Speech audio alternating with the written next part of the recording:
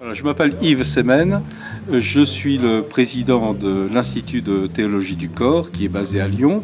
un institut qui est un établissement d'enseignement supérieur privé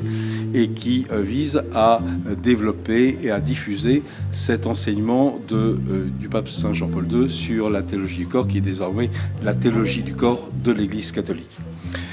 Si je suis ici pour participer à ce forum Waouh, c'est pour donner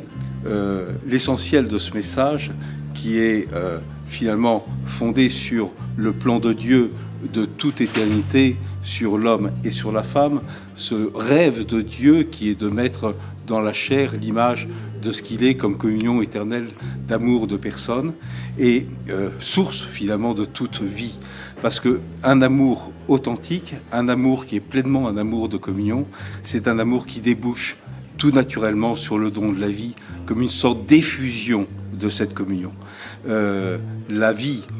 sort de Dieu comme une effusion de sa communion éternelle, et finalement l'homme et la femme sont appelés à faire aussi effusion de leur communion interpersonnelle dans l'amour à travers le don de la vie. Et nous avons là le fond du fond finalement de ce que Jean-Paul II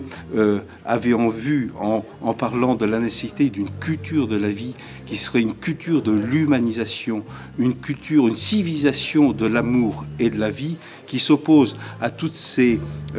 manœuvres de la culture de mort, de cette culture de l'anti-vie, de cette culture de la mentalité contraceptive, celle dans laquelle l'enfant est considéré comme un mal qu'il faut éviter à tout prix et qu'il faut évacuer parce que c'est un gêneur, parce que c'est une contrainte, parce que cela nous empêche de nous livrer à tout ce que nous avons, à tous nos caprices, à toutes nos envies. Oui, la vie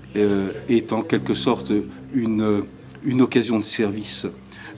C'est une occasion d'offrande de nous-mêmes. Et c'est probablement pour cela que se déchaîne contre la vie aujourd'hui un tel cortège de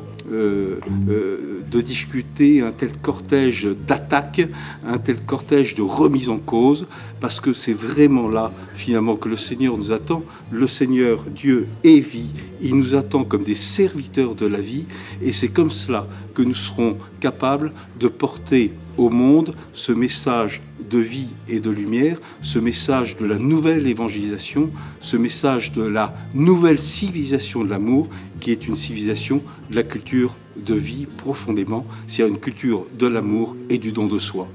Eh bien voilà, c'est un peu ce qui est stratégique, je pense, dans l'Église d'aujourd'hui. Redécouvrir que la culture de la civilisation de l'amour, cette culture de l'amour, c'est une culture fondamentalement de la vie, c'est une culture du don de soi.